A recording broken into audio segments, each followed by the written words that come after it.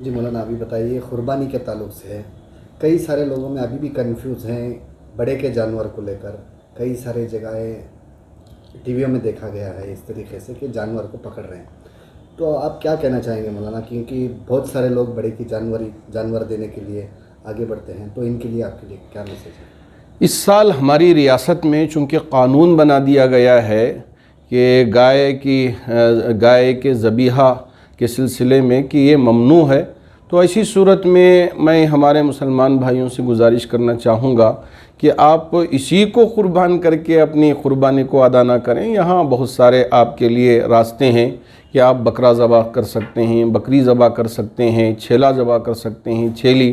اور اگر گائے یا بیل یا بھینس اس طرح یا اونٹ ذبح کرنا چاہتے ہیں تو ہماری قریب کی پڑوس کی ریاستیں ہیں, جیسے تمل ناڈو میں وہاں کوئی ممانعت نہیں ہے, آندھرا وہاں کوئی ممانعت نہیں ہے, اور اسی طرح تلنگانہ ہے اور کیرل ہے. یہ سارے ہمارے ساؤتھ کے اسٹیٹس ہیں, یہاں کسی طرح کی کوئی ممانعت نہیں ہے. البتہ صرف ہماری ریاست میں یہاں ممنوع قرار دیا گیا ہے. تو اب یہاں ٹینشن کریٹ کرے بغیر اور یہاں کے قانون کو توڑے بغیر ہم اگر ان بڑے جانوروں کی قربانی کرنا چاہتے ہیں تو پڑوس کی ریاستوں میں قربانی کر لیں. لیکن یہاں اب لے کے آئے ہیں زبردستی, پھر اس کے بعد پھر گلا شکوہ کریں کہ پکڑ لیا اور مار رہے ہیں, تکلیف دے رہے ہیں. انشاءاللہ اس کا اچھا اثر پڑے گا آنے والے دنوں میں. خود ہمارے غیر مسلم بھائی بھی کہیں گے بھئی یہ تو کھانے کی چیز ہے, یہ تو ہم نے اس کو بھی مسئلہ بنا لیا ہے, اب آپ اسے شوق سے قربانی کریں, اب اس میں کسی طرح کی کوئی پریشانی نہیں ہوگی آپ کو. انشاءاللہ ایک وقت آئے گا, بعض اسٹیٹوں میں اس طرح سے ہوا ہے, ہم نے دیکھا ہے, سنا بھی ہے, معلوم بھی کیا ہے. اب یہاں انہوں نے اسمبلی میں قانون پاس کیا ہے, تو اس وجہ سے میں مسلمان بھائیوں سے گزارش کرنا چاہوں گا کہ آپ اسی کی قربانی کرنے کے لیے زبردستی جانوروں کو لے کے آئیں, پھر اس کے بعد اسے باندھیں, اور اس کے بعد یہ جو شرارت کرنے والے لوگ ہوتے ہیں ان کو شرارت کرنے کا موقع فراہم کریں. یہ مناسب نہیں ہے. آپ جتنا ہو سکے اسے پرہیز کر لیں. اگر کرنے کی خواہش ہے تو آپ کے لیے دوسرے راستے بہت سارے ہیں, آپ اس کو اپنائیں اور اس پر عمل کر لیں, آپ کی قربانی ہو جائے گی. مولانا کہیں نہ کہیں دیکھا گیا ہے تاجروں کو اس کا بہت سارا ایفیکٹ پڑا ہے.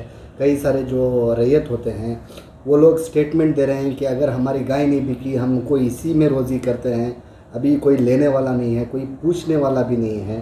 تو وہ لوگ بھی کہیں نہ کہیں تکلیف اٹھا رہے ہیں اور حکومت سے مانگ کر رہے ہیں کہ اس کی پابندی ہٹانے کے لیے. بہت مناسب ہے, چونکہ اس پر بیچنے والے اکثر وہ بیشتر کسان ہوتے ہیں اور کسان غیر مسلم ہوتے ہیں زیادہ. تو ایسی صورت میں ان لوگوں کو چاہیے کہ وہ حکومت سے پرزور مطالبہ کریں. اور یہ تو کھانے کی چیز ہے, اس کو مسئلہ بنانا اور اس پر ایک وواد کھڑا کر دینا مناسب نہیں, چونکہ ہم اسٹیٹ کے لینڈ آف دا لا کو ہم ایکسیپٹ کرتے ہیں, اس وجہ سے ہم نے اس کو قبول کر لیا ہے. ورنہ یہاں کوئی وہ مسئلہ نہیں ہے کہ یہی کاٹیں گے تو قربانی ہوگی ورنہ قربانی نہیں ہوگی, گوشت کھائیں گے تو عید ہوگی ورنہ عید نہیں ہوگی, ایسا ہرگز نہیں ہے. ہاں ایک خوشی کا موقع ہوتا ہے تو اب یہ بھی ہم کھا سکتے ہیں, دوسرے جانور کو بھی ذبح کر سکتے ہیں. میں آپ کو ایک مثال دیتا ہوں. گزشتہ سال پیوستہ سال باوجود مال ہونے کے, باوجود صحت ہونے کے, بہت سارے لوگ حج کو جا نہیں پائے. اب کیا اسی حالت میں اگر وہ انتقال کر گئے تو ان کی جو حج کی فرضیت تھی اس کی وجہ سے پوچھ ہوگی؟ ارے شریعت تو بڑی آسان ہے. شریعت یہ بتاتی ہے کہ ان کے لیے راستہ نہیں تھا, راستہ پرامن نہیں تھا, وہاں پہنچنا ممکن نہیں تھا, اس لیے حج ہی فرض نہیں ہوا. تو اب یہاں وہ جانور نہیں ہے, اب آپ کے لیے سہولت نہیں ہے تو آپ چھوڑ دیں. ہاں اگر آپ صاحب استطاعت ہیں, اللہ نے آپ کو مال دیا ہے, بکرا آرام سے ذبح کر سکتے ہیں, تو آپ بکرا لیں, بکرا ذبح کریں. اگر اتنی طاقت نہیں ہے تو آپ کو شریعت مکلف ہی نہیں بنایا ہے, تو آپ زبردستی اپنے اوپر ڈال کے پھر نہیں ہم اسے ذبح کریں گے, جو ہوتا سو ہوگا, دیکھا جائے گا, یہ مناسب نہیں ہے. اس سے پہلے اگرچہ دیکھا گیا تو کوئی بھی عام مسلمان جو ہے جن کے پاس استطاعت کم بھی ہوتی تھی, 5,000 6,000 7,000 کی رقم میں انہیں بکری وغیرہ ملتی تھی, وہ ذبح کرتے تھے.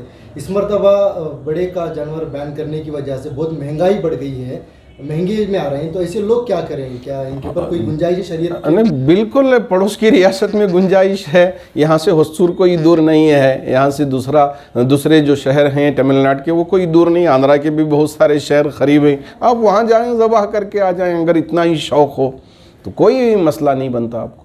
مولانا حکومت کی طرف سے یہ بھی ہے اگر جانور ہو یا گوشت ہو لے کر جاتے ہوئے پکڑے گئے تو 7 سال کی سزا ہے اور 50,000 سے 5 لاکھ تک کا جرمانہ بھی ہے حکومت کی۔ جی ہاں، یہاں اگر ذبح کر کے آپ اگر لے کے آتے ہیں تو ایسی صورت میں، اگر وہ آپ آندھرا سے یا تمل ناڈو سے وہاں کی سیل مار کے لے کے آتے ہیں تو آپ کے لیے کوئی جرمانہ بھی نہیں ہے اور کوئی آپ کے لیے پریشانی بھی نہیں ہے۔ تو کیا ہے مولانا آخری میسیج؟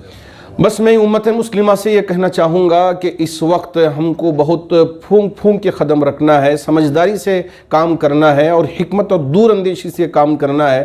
بعض دفعے ہماری یہ دور اندیشی حکمت ان غیر مسلم بھائیوں کے اندر ہی ایک جذبہ پیدا کرے گی کہ ان کے اوپر ظلم ہو رہا ہے، اور یہ بیچارے دیکھیے یہ باوجود اتنے سارے ظلم ہونے کے یہ خاموش بیٹھے ہوئے ہیں، تو وہ اللہ ان کو کھڑا کرے گا اور وہ آگے آئیں گے، ہمارا تعاون کریں گے، ساتھ دیں گے۔ اب میں ہمارے مسلم بھائیوں سے کہنا چاہوں گا کہ زبردستی کر کے کوئی ایسی حرکت نہ کریں جس کی وجہ سے ہم کو ہی شرمندہ ہونا پڑے۔